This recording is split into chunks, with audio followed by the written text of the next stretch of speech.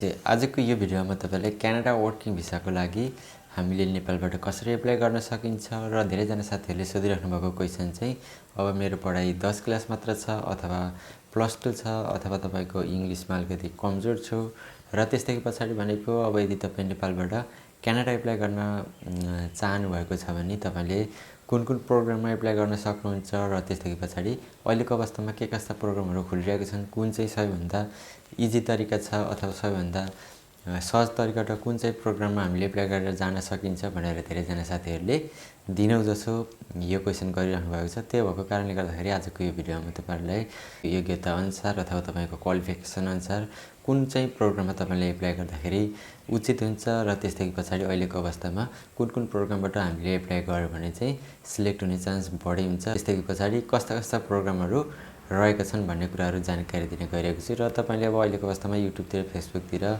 देखिराख्नु भएको होला क्यानाडा वर्क भिजा खुलेको छ एकदमै धेरै मान्छे लान्छ भन्ने कुराहरु तपाईले सुनिराख्नु भएको होला र अब अहिलेको अवस्थामा क्यानाडा सरकारले 2025 सम्म 14 लाख कामदारहरु बाहिरबाट लाने भनेको छ। तर यसरी लाने भनिसक्दाखेरि हामी नेपालबाट अथवा अरु कुनै कन्ट्रीबाट त्यति सजिलै सहज तरिकामा त्यहाँ जान सकिन्छ भन्ने कुरा हुँदैन। कतिपय अवस्थामा क्यानाडा जानका लागि तपाईको योग्यता पुग्नु पर्ने हुन्छ, तपाईको स्किल एक्सपिरियन्स अथवा त्यहाँको इम्प्लोइले खोजेको कामदार हामीमा छ कि छैन, हामीमा त्यो क्षमता छ कि छैन भन्ने कुराहरुमा भर पर्ने हुन्छ। त्यो भएको कारणले गर्दाखेरि तपाईले अब यो क्यानाडा जबहरुमा एप्लाई गर्दाखेरि अनलाइनबाट पनि तपाईले आफैले सीवी कभर लेटर बनाएर एप्लाई गर्न सक्नुहुन्छ र अनलाइनबाट कुनै पनि जबहरु हामीले एप्लाई गर्दाखेरि तपाईको स्योर हुन्छ 100% गइन्छ सिलेक्टै हुन्छ भन्ने कुराहरु स्योर हुँदैन। त्यो भएको कारणले तपाईले अब कसैलाई पनि अनलाइन एप्लाई गर्नको लागि एकदमै धेरै पैसा दिइराख्नु पर्दैन, सक्नुहुन्छ भने तपाई आफैले अनलाइनबाट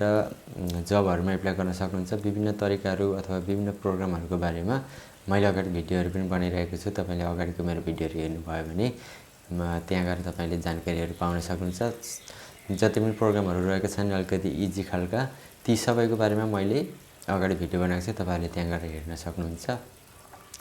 र त्यसै पछाडी अब क्यानाडा जाने भनिसकेपछि अहिलेको अवस्थामा फेसबुक तिर एकदमै धेरै डलरहरु पे गरेर पनि विज्ञापनहरु आइरहेका छन्।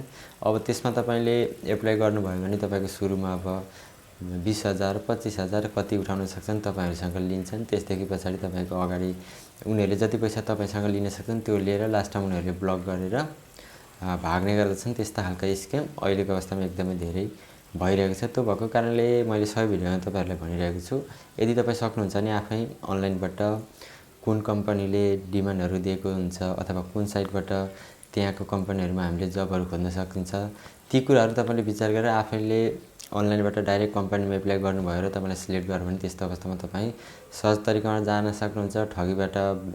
ठगीमा पर्ने चान्स पनि अलिकति कम हुन्छ। तर तपाईले कुनै पनि व्यक्तिलाई अथवा नचिनेको व्यक्तिले तपाईले विश्वास गरेर पैसा दिनुभयो मेरो एप्लाई गर्दिनु अथवा कुनै पनि व्यक्तिले तपाईलाई 20,000 30,000 मा म क्यानाडा पुर्याइदिन्छु अथवा 2 महिना 1 महिना भित्रमा तपाईको काम हुन्छ भनेर त्यस्तो अवस्थामा कसैले भन्छ भने तपाईले विश्वास नगर्नु होला। यदि तपाई अब अनलाइनमै देखेको भरमा अथवा फेसबुकमै देखेको भरमा बिलिभ गर्नुहुन्छ भने तपाईले उहाँहरुको अफिसमै भिजिट गरेर लाइसेन्स प्राप्त हो कि होइन यो भन्दा अगाडि उहाँहरुले मान्छे पठाइरहेको छ कि छैन ती कुराहरु विचार गरेर चाहिँ तपाईले एप्लाई गर्नुभयो भने उचित हुन्छ।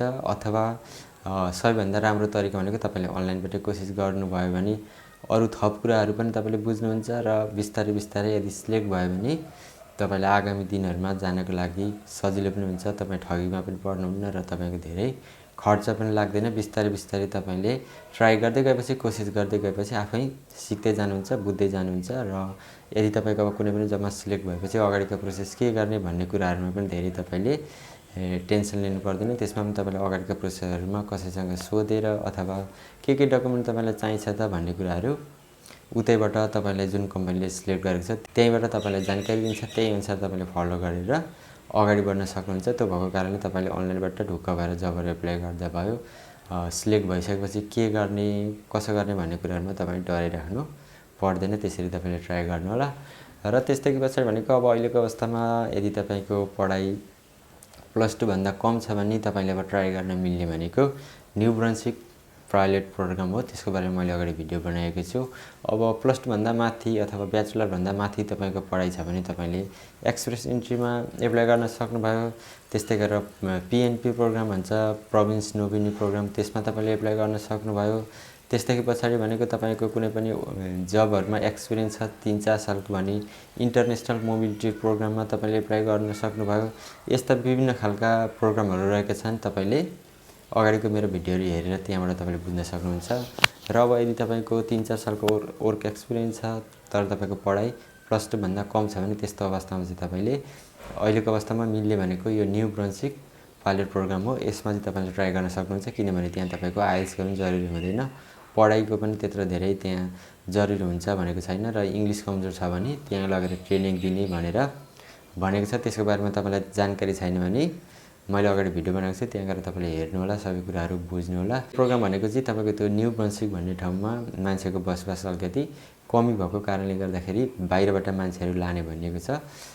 त्यसको लिंक म मुनि राखिदिन्छु, तपाईले त्यहाँ गएर हेर्नु होला। र यो प्रोग्राममा चाहिँ कतिपय साथीहरुको अहिलेको अवस्थामा सिलेक्ट भइरहेको छ। कतिपय साथीहरुले मलाई मेरो सिलेक्ट भएको छ, अब अगाडिको प्रोसेसहरु के गर्ने कसो गर्ने भनेर मेसेज पनि गरिराख्नु भएको छ। त्यो भएको कारणले गर्दाखेरि अब तपाईको योग्यता छ भने, क्षमता छ भने त्यस्तो अवस्थामा तपाईले ट्राई गर्नु होला, कोशिश गर्नु होला। र अब धेरै जना साथीहरुले सोधिराख्नु भएको क्वेशन चाहिँ त्यही हो, हामी अब +2 भन्दा कम पढाइ छ भने क्यानाडा जान मिल्छ कि मिल्दैन भनेर सोधिराख्नु भएको हुन्छ। अब यसमा चाहिँ तपाईले त्यही हो, न्यू ब्रन्सिकमा तपाईले एप्लाई गर्न सक्नुभयो। र अब यदि तपाई जब बैंकबाट एप्लाई गर्नुहुन्छ, तपाईसँग 3-4 सालको वर्क एक्सपिरियन्स छ भने तपाईले जब बैंकबाट जबहरु खोजेर पनि एप्लाई गर्न सक्नुहुन्छ। तर त्यस्तो अवस्थामा तपाईको कतिपय अवस्थामा तपाईको पढाइको सर्टिफिकेटहरु पनि खोज्न सक्छ। कतिपय अवस्थामा अब यदि तपाईसँग राम्रो वर्क एक्सपिरियन्स छ, स्किल छ, इंग्लिश तपाईलाई आउँछ भने त्यस्तो अवस्थामा नखोज्न पनि सक्छ। त्यो भएको कारणले तपाईले ट्राई गर्न चाहिँ सक्नुहुन्छ। तर तपाई क्यानाडा एप्लाई गर्दै हुनुहुन्छ भने +2 भन्दा माथि तपाईको पढाइ छ, ब्याचलर त्यो भन्दा माथि छ भने चाहिँ तपाईको अलिकति बढी चान्स हुन्छ।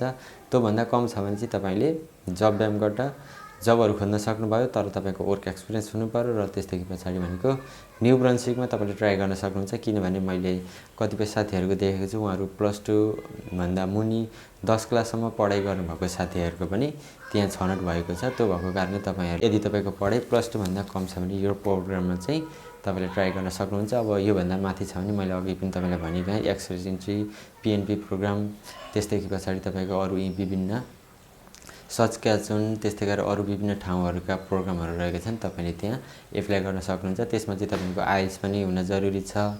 त्यसदेखि पछाडी तपाईको इंग्लिश पनि राम्रो हुनु पर्यो र त्यसदेखि पछाडी वर्क एक्सपिरियन्सहरु पनि त्यो प्रोग्राममा चाहिँ तपाईको हुन जरुरी छ। ती सबै कुराहरु तपाईले बुझेर ट्राई गर्नु होला किनभने यो 2025 सम्ममा क्यानाडाले धेरै कामदारहरु लाने भनेको छ र लाने पनि छ। तपाईहरुले अब आफ्नो प्रोफाइल बनाएर त्यो कम्पनीसम्म कुन चाहिँ प्रोग्राममा तपाईको एप्लाई गर्नको लागि उचित हुन्छ त्यसरी तपाईले आफ्नो डकुमेन्ट बनाएर प्रोफाइल बनाएर एप्लाई गर्न सक्नुहुन्छ। र सकेसम्म तपाईले तपाईको कुन चाहिँ जबमा एक्सपिरियन्स छ र कुन जबमा तपाईले एप्लाई गर्न चाहनुहुन्छ त्यही जबको लागि चाहिँ त्यही जबको सीवी बनाएर एप्लाई गर्नुभयो भने चाहिँ तपाईको उचित हुन्छ र छनौट हुने चान्स पनि बढी हुन्छ। यही तरिकाहरु तपाईले अपनाएर अगाडिको दिनहरुमा एप्लाई गर्दै गर्नु होला। र अरु कुनै नयाँ अपडेट आयो भने म तपाईहरुलाई जानकारी दिइराख्ने छु। र यो 2025 सम्म चाहिँ तपाईले कोशिश गर्नुभयो भने यदि तपाईको लकले साथ दियो अथवा तपाईसँग योग्यता छ, क्षमता छ भने तपाईको पनि सिलेक्ट भएर त्यहाँ जान सक्नुहुन्छ। र अब अर्को कुरा चाहिँ के छ भन्दाखेरि अहिलेको अवस्थामा अब नेपालबाट पनि थोरै मात्रामा साथीहरुको सिलेक्ट भइरहेको छ। तर नेपाल भन्दा बाहिर जो साथीहरु हुनुहुन्छ दुबईतिर अथवा युरोपको कन्ट्रीतिर अथवा जापानतिर मैले सुने अनुसार अथवा धेरै जना साथीहरुले मेसेज गरे अनुसार चाहिँ जापानबाट चाहिँ एकदमै धेरै साथीहरु अहिलेको अवस्थामा क्यानाडा गइराख्नु भएको छ। अब जापानमा पनि नराम्रो त हुँदैन, कतिपय साथीहरु अब त्यही जान सकिरहेको हुँदैन हामी, तर जापानमा भन्दा क्यानाडामा एकदमै राम्रो हुने भएको कारणले गर्दाखेरि जापानबाट क्यानाडा धेरै जना साथीहरु अहिलेको अवस्थामा गइराख्नु भएको छ। यदि तपाईहरुको आफन्त त्यहाँबाट गइसक्नु भएको छ, दुबईबाट गइसक्नु भएको छ भने तपाईलाई पनि यसको बारेमा नलेज हुन्छ र तपाईहरुको आफन्त पनि नेपाल भन्दा बाहिर हुनुहुन्छ भने उहाँहरुलाई पनि तपाईले ट्राई गर्न कोशिश गर्न सरसल्लाह दिन सक्नुहुन्छ। किनभने दुबई, साउदी, कतार अथवा जापान, युरोप भन्दा पनि क्यानाडा एकदमै राम्रो छ। त्यहाँ तपाईको कमाइ पनि राम्रो हुन्छ र आगामी दिनहरुमा तपाईको फ्युचर पनि त्यहाँ राम्रो हुन्छ र तपाईको धेरै ट्याक्सहरु पे गर्नु पनि पर्दैन। युएसए पछि क्यानाडा अर्को सेकेन्ड नम्बरमा आउँछ। त्यो भएको कारणले अहिलेको अवस्थामा धेरैजना साथीहरूले यसरी कोसिस गरिराख्नु भएको छ र अब कतिपय साथीहरूले 20 लाख 25 लाख तिरेर पनि जाने कोसिस गरिराख्नु भएको हुन्छ, तर कतिपय साथीहरू सक्सेस भइराख्नु भएको छैन। र धेरैजना साथीहरूले चाहिँ अब यो इन्डियाबाट अथवा फेसबुकतिर देखेका विज्ञापन जुन इन्डियनहरूले गरेका हुन्छन् त्यस्तोबाट एप्लाई गरेर पनि धेरैजना साथीहरूले पैसा फसाइराख्नु भएको छ। त्यो भएको कारणले तपाईँले अब कुनै पनि जबहरूमा एप्लाई गर्दा अथवा कुनै पनि नचिनेको व्यक्तिबाट एप्लाई गर्दै हुनुहुन्छ भने यी कुराहरू तपाईँले विचार गरेर मात्र अघि बढ्नु होला। यदि तपाईँ नचिनेको व्यक्तिबाट कुनै कन्सल्टेन्सी अथवा कुनै पनि मेन पावर एजेन्टबाट गर्दै हुनुहुन्छ भने तपाईँले ती कुराहरू चाहिँ बुझ्नु होला। लाइसेन्स प्रत हो कि होइन, योभन्दा अगाडि उसले मान्छे पठाएको छ कि छैन, यी सबै कुराहरू बुझेर मात्र तपाईँले ट्राई गर्नु होला भन्दै आजको भिडियो यति नै। हस्त